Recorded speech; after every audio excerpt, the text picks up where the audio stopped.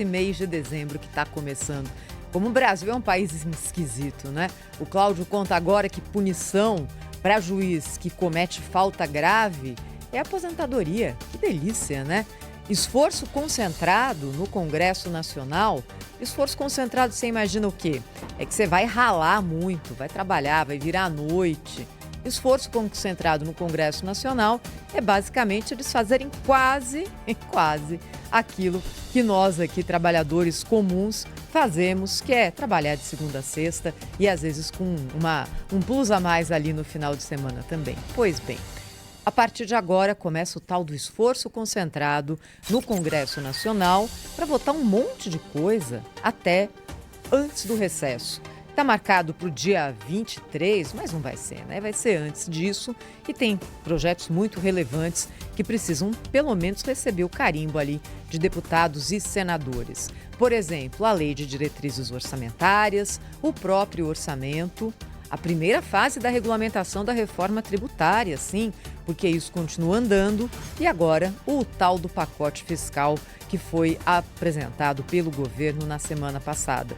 É muita coisa, são assuntos técnicos, são assuntos que mexem diretamente com a vida de todos nós e, mais uma vez, isso tudo vai ser votado de afogadilho. Bem, analistas avaliam que o governo perdeu um bom momento para anunciar um pacote fiscal convincente, ou minimamente convincente, não é? Porque há hoje alguns fatores na economia que são muito favoráveis. Desemprego em baixa, PIB que deve crescer até 3,5% nesse ano, a renda média em alta. A questão é que, ao mesmo tempo, contas públicas pioram, a inflação preocupa e isso tudo joga os juros nas alturas. Se o impacto nas expectativas sobre o futuro tivesse sido positivo, a projeção de inflação cairia, abrindo caminho para o corte de juros pelo Banco Central, mas isso não aconteceu.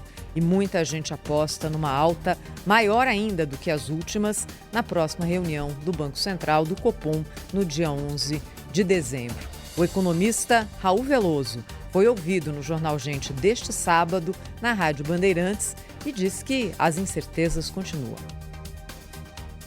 Eu acho que o X da questão é entender o que foi anunciado ou o que está sendo considerado, principalmente do lado do Código de Gastos, porque no tocante a tributos, você tem uma reforma tributária correndo aí do lado. Esse não era o tema do dia. O tema do dia é questão dos gastos, o que é que nós vamos fazer em relação aos gastos. E é isso que eu acho que não foi uma coisa convincente ou que tenha agradado aos ouvidos dos analistas dos mercados financeiros. Pois é. O que o professor Raul Veloso nos contou nessa entrevista é que quando a gente olha para o longo prazo, é muito claro o que acontece com o Brasil. Ele apresentou números comparando a situação do Brasil em 87 e agora em 2023, que é o número fechado mais atualizado que nós temos. Por que 87? 87 foi o último ano antes da Constituição de 88, que mudou tudo. Criou muitos benefícios sociais, ampliando o investimento do Estado brasileiro para aqueles que mais precisam. Que bom que tenha sido assim.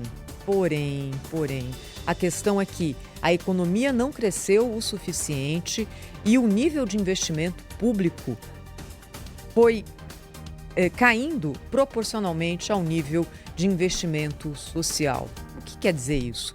Que o Brasil criou uma estrutura que, infelizmente, ele não consegue comportar.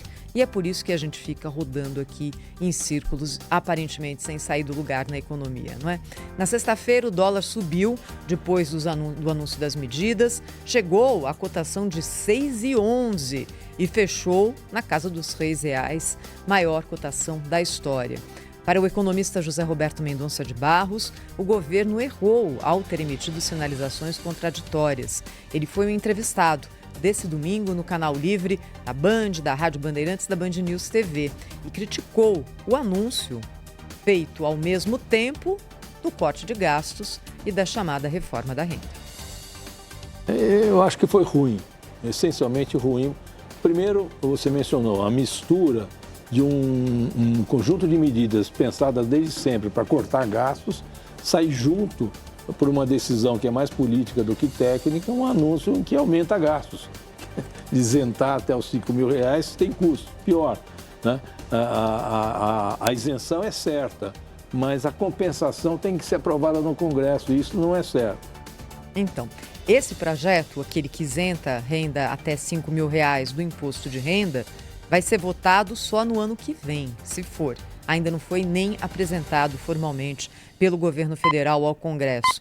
Por esforço concentrado agora desse final de ano, vale mesmo aquele pacote que, por exemplo, muda os critérios de reajuste do salário mínimo. E já que a gente está falando de economia, indicadores importantes, daqui a pouquinho sai aquele relatório semanal do Banco Central indicando quais são as projeções do mercado para dólar, PIB e inflação e juros. A gente vai entender qual foi o efeito desse pacote na expectativa para a economia. E amanhã, 9 da manhã, sai o número fechado do PIB do terceiro trimestre da economia brasileira. Esses são alguns dos destaques do dia. Na sequência tem mais, tem análise do Fernando Schiller hoje, tem informação internacional, um voo secreto com brasileiros deportados da Inglaterra. Você vai entender essa história conosco no Jornal Gente, com a participação do correspondente Felipe Killing. Tudo isso na sequência